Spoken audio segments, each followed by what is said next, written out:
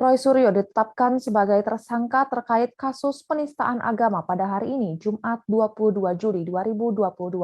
Roy Suryo ditetapkan tersangka atas kasus yang dilaporkan oleh perwakilan umat Buddha soal unggahan meme stupa Candi Borobudur.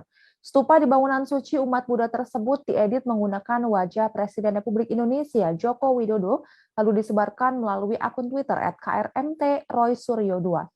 Kabid Humas Polda Metro Jaya Kombes Endra Zulpan mengatakan penetapan tersangka Roy dilakukan setelah serangkaian penyidikan. Hari ini juga Roy Suryo telah berada di Polda Metro Jaya. Kedatangan Roy untuk diperiksa sebagai tersangka dalam kasus unggahan meme stupa Candi Borobudur yang diedit mirip wajah Presiden Republik Indonesia Joko Widodo. Meski begitu, Zulpan belum bisa memastikan perihal Roy Suryo akan langsung ditahan usai menjalani pemeriksaan sebagai tersangka. Roy Suryo juga dilaporkan ke Barreskrim Polri oleh komunitas Dharma Pala Nusantara soal meme stupa Candi Borobudur mirip Presiden Republik Indonesia Joko Widodo.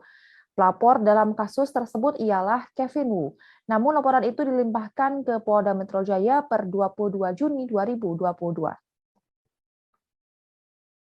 Sebelum ditetapkan sebagai tersangka, Roy Suryo sempat mengadu ke Lembaga Perlindungan Saksi dan Korban atau LPSK perihal kasus meme stupa Candi Borobudur yang berujung pada dugaan teror terhadap dirinya. Permohonan Roy dikabulkan dengan diterbitkannya surat rekomendasi yang ditujukan pada Direktur Reserse Kriminal Khusus Polda Metro Jaya.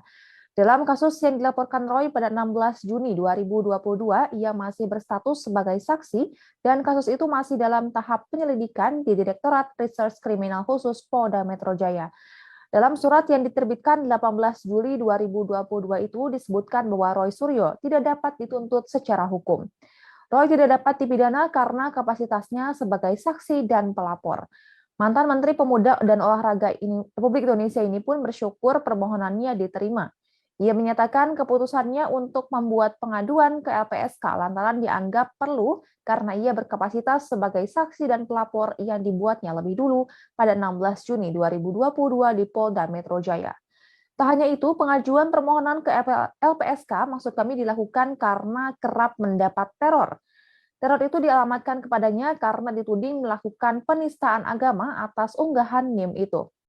Ia menambahkan dalam kasus dengan status Roy Suryo sebagai terlapor harus ditunda sementara.